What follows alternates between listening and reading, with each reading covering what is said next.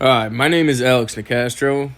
Most of you probably already know that, considering this will probably get like 5 views. People I already know. But this video is not about me, but I do want to quickly explain why I'm making it. Didn't think I'd ever talk over a video like this, but I'm not using a corny AI voice or anything. So I've had a YouTube link in my Instagram bio for about over a year. It's got a lot of truth videos, and they're all pretty long. I still recommend watching these videos, but I do realize that we all have TikTok level attention spans, myself included. So I wanted to make my own video, bringing out some truth in the world, in the scriptures, other stuff. I know firsthand that people have been weirded out, clicked on my link, probably all, oh, he's all religious now. That's not it. But I expected that when I first put it there. I knew I would get clowned. I just don't care. If I can help open even one person's eyes to the truth, it's worth anything that's said behind my back. And, I say that with love. If you're weirded out, I get it completely.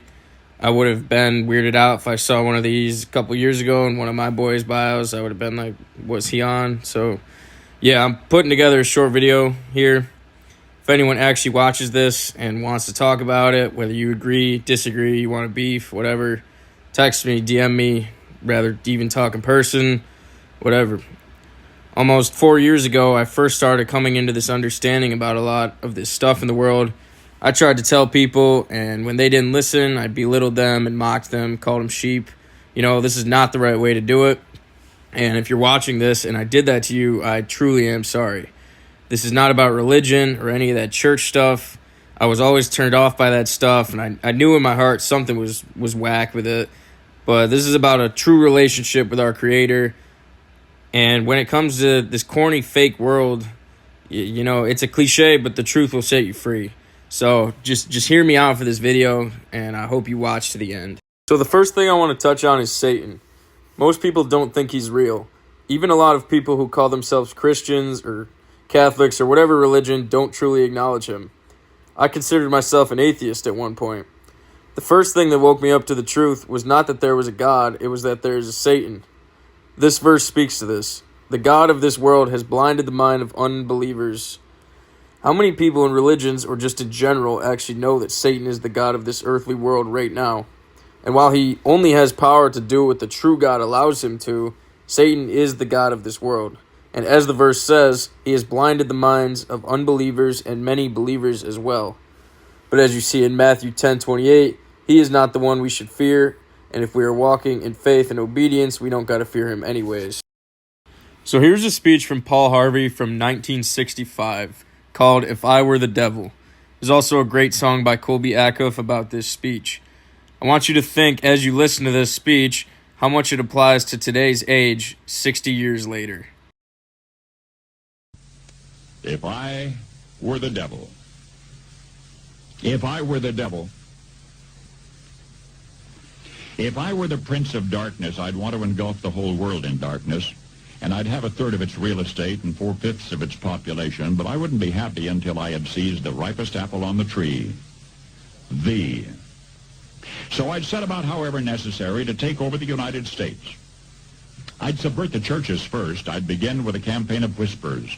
With the wisdom of a serpent, I would whisper to you as I whispered to Eve, do as you please. To the young, I would whisper that the Bible is a myth. I would convince them that man created God instead of the other way around. I would confide that what's bad is good and what's good is square. And the old I would teach to pray after me, Our Father, which art in Washington. And then I'd get organized. I'd educate authors in how to make lurid literature exciting so that anything else would appear dull and uninteresting. I'd threaten TV with dirtier movies and vice versa. I'd peddle narcotics to whom I could. I'd sell alcohol to ladies and gentlemen of distinction. I'd tranquilize the rest with pills. If I were the devil, I'd soon have families at war with themselves, churches at war with themselves, and nations at war with themselves, until each in its turn was consumed. And with promises of higher ratings, I'd have mesmerizing media fanning the flames.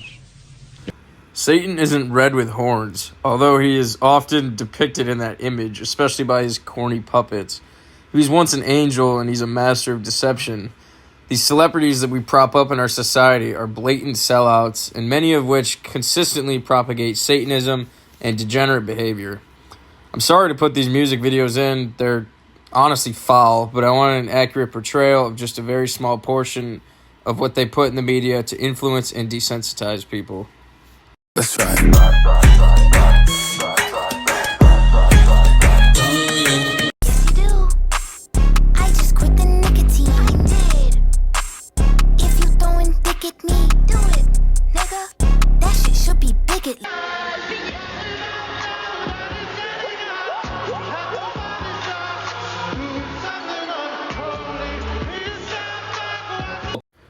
So that's just a really small portion of videos or pictures of celebrities blatantly propagating Satanism. You know, if you want to say it's just art, oh, they're just doing it to get a reaction, word, go ahead. I've heard it all. I don't know how you could believe that at this point, but I'm going to end this part of the video with a couple clips of celebrities admitting to making deals with Satan. This is, again, a very small example of this, and if I wanted to make this video an hour long, I could use many more examples, but I'll link some videos in this description. Used to the music industry. I swear I wanted to be like the Amy Grant of music. Yeah. But it didn't work out, and so I sold my soul to the devil. I sold my soul to the devil. I know it's a crappy deal. Lisa came with a few toys like a Happy Meal. Why do you still do it? Why are you still out here? Well, it goes back to the destiny thing. I mean, I made a bargain with it, you know, a long time ago, and I'm holding up my end. What was your bargain? To get where I am now. Should I ask who you made the bargain with? with the chief commander. On this earth? And in this earth, and then in a world we can't see. Like I told y'all earlier, you motherfuckers entered the rapture. And if ain't nobody flying up to heaven right now, obviously all y'all motherfuckers going to hell. Right with me. So, let's get it. Oh, you already here. I'm so sorry. You can't get out. You're stuck. So the next topic I want to touch on is Freemasonry. This secret society / religion is extremely influential on the world, and most people have no idea what it is and have never heard of it. If you are watching this and know me, there is a lodge literally right in our village and many of our surrounding towns. Many of these members are like the little brother who thinks he's playing the PlayStation, but the controller is unplugged. I have met Freemasons. Many of them lie, many are just truly deceived and don't know what goes on in the higher ranks of their organization. The only ones who have true influence are the higher-ups, and you would be shocked at the amount of famous people who are Freemasons. Some prominent members include George Washington, Harry Truman, and at the absolute minimum, 14 United States presidents, including Gerald Ford, Andrew Jackson, FDR, Teddy Roosevelt, and William Howard Taft. These are just the confirmed ones, although it is very likely that there are more. Some more known members include Shaquille O'Neal, former Prince Philip, and numerous other members of the royal family, Benjamin Franklin, Colonel Sanders, Neil Armstrong and Buzz Aldrin, Arnold Palmer, Winston Churchill, and so many more, including John Elway, Scottie Pippen, Wolfgang Mozart, Manny Pacquiao, Sugar Ray Robinson, and more. One of Donald Trump's greatest mentors, Norman Vincent Peale, was a 33rd degree Mason, which is the highest degree in American Masonry. On Joe Biden's last day in office, they inducted him into the Prince Hall Freemasons, which is the African American sect. I'm not sure why, it was pretty weird. Charles Darwin is also an alleged Freemason, which is ironic because one of the requirements to be a Freemason is to believe in a higher power. That would make sense how the bogus theory that we came from apes is from a Freemason, right? Many have wondered for a long time how The Simpsons supposedly predict the future. Well, maybe because their writer, Matt Groening, is allegedly a 33rd degree Freemason. Why, what do you mean, sir? Freemasons run the country! Who controls the British crown? Who keeps the metric system down? We... It is not super easy to learn about Freemasonry, and obviously you can't trust everything on the internet. Here are 2 videos I recommend out of many I have watched. The first is less in depth and is from Truth Unedited, who is a fantastic channel spreading the word of the Most High God and of the truth. The second is from former X Factor winner Australia, Altiyan Childs. I will link the video below as well as the first one, but it is titled, Former X Factor Winner Exposes Freemasonry. It has been deleted many times, but someone always re-uploads it, either on YouTube or Rumble. This video is extremely long, but the information and understanding you gain from it is worth it. I recommend separating it in shorter parts if you ever want to watch it. You'll always find people that say these are all baseless conspiracy theories. It's an adult fraternity, yeah. Some of these people are lying to their face as they're told to do in their initiation oaths, and some people are just genuinely deceived. Masonry is an extreme influence, and at the top of it, at the top of the pyramid, they worship the light bearer, the all-seeing eye, Lucifer. Simply put, they worship Satan. Now, I want to quickly touch on our government. I don't want to spend too much time on this because I'm already getting long and probably losing people.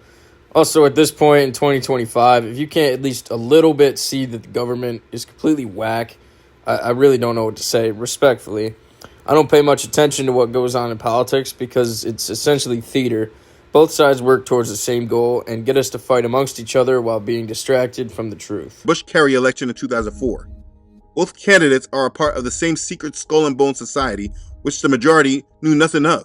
You were both in Skull and Bones, the secret society. It's so secret we can't talk about it. What does that mean for America? The conspiracy theorists are going to go wild. I'm sure they are. I don't know. I haven't seen the web. Number 322? You both were members of Skull and Bones, a secret society at Yale. What does that tell us? Not much, because it's a secret. Is there a secret handshake? Is there a secret code? I wish there were something secret I could manifest. 322, a secret number? There are all kinds of secrets, Tim, but one thing... Though they were on opposing sides, they still had a secret collective bond the public knew nothing about. See how these two were both members of an infamous secret society known as the Brotherhood of Death at Yale, yet ran against each other with the illusion they were enemies? And yeah, you read that right. Took part in coffin sex rituals, and took oaths as well. Seems kind of like a higher level of what some of y'all be doing in frats, right? Currently, many people think Donald Trump is fighting the deep state or working against the agenda, and many others make overused statements like picking the lesser of two evils or that he is better than Kamala. Here's numerous pictures with him of two of the most notorious recently exposed human traffickers / sexual child predators. I'm begging you to understand that there is no good option and that the only winning side here is the side of the Most High God. As well as his new buddy Elon Musk here, wearing a satanic Baphomet costume and a suit with the phrase Novus Ordo Seclorum, which translates to New World Order and is on our dollar bill. Here's a small list of things you can research if you want to learn more about our government. One example is Operation Paperclip, where we took Nazi scientists from Germany and placed them in the United States. Werner von Braun was the creator of NASA. Interesting verse he has on his tombstone. If you know, you know. So now the last part about the scriptures. This is really the most important thing. While the Satanism and secret societies and stuff are important for having a realistic worldview, if you don't know our Father, it's all in vain. I completely get it. When you think of the Bible, you think of church and religion, lame and boring. You think rules, Bible thumpers, street preachers. You may think of the He Gets Us commercials that portray our Messiah, the Son of God, in a partially false way. People love to say they believe in Jesus or wear a cross around their neck, but do you believe in his words? He says in John 3:3 that to enter the kingdom of heaven, you must be born again. He says in John 14:5, if you love me, keep my commandments. Most people just think it's about being nice and love is love, but this is a lie straight from Satan. Matthew 7 talks about how the road to the kingdom is narrow and few there be that find it, while the road to damnation is wide and many there be that follow it. Most Christians are a part of this wide gate. Matthew 15 says, these people draw near to me with their mouth and honor me with their lips, but their heart is far from me. There are over 2 billion Christians in the world. That's not narrow. And the letter J wasn't even invented when our Messiah walked this earth. He absolutely was not white-skinned with brown hair and blue eyes. This image is actually based off Cesare Borgia, who was the illegitimate son of Pope Alexander VI. Our Father knows our hearts, and he understands if you have been deceived by stuff like this. But what he does not tolerate is lawlessness. Revelation 3:16 talks about being lukewarm. He says he will spit you out of his mouth. You cannot be 1 foot in and 1 foot out. Read Revelation 21:8 about who will have their part in the lake of fire, and 1 Corinthians about who will not inherit the kingdom. Drunkards, idolaters, thieves, coveters, fornicators. I'm not trying to make myself out to be perfect here. I'm not at all. I was many of these things, and I still struggle with things like my language, my anger, lustful eyes, going places I shouldn't, and many other things. I'm just trying to warn you like I was warned. You have free will from the Most High to do whatever you want. If it fulfills you to go out and get cranked every weekend, or smoke weed every day, or fornicate with yourself or other people, go ahead. I used to do this stuff, and eventually something in me wasn't fulfilled. And I could say now that that's because I was in rebellion to my Creator, and He was calling me to figure it out. I can attest to my life being so much happier and better following the Most High, and I also want to shout out one of my best friends and his girlfriend about following this way too. You know who you are. So that's really it. If anyone watched this far, I hope the gears are turning in your spirit. These are deeper topics I didn't go into in the video, but God and Lord are titles. Our Father has a name, and it is not Yahweh or Jehovah, like many like to claim. His name, when translated correctly, is Yahuah, as well as what I alluded to earlier about the letter J in our Messiah's name. I will link a video about the names. Another thing is who the true Israelites are. The people today who call themselves this are frauds. They are not the true descendants of the Bible. Again, no matter who you are, if you want to talk about this, please reach out. I was not a good person growing up, and if I was an asshole to you, I'm truly sorry. I hope this video can help at least one person. All praise to the Most High Yahuah. Be blessed.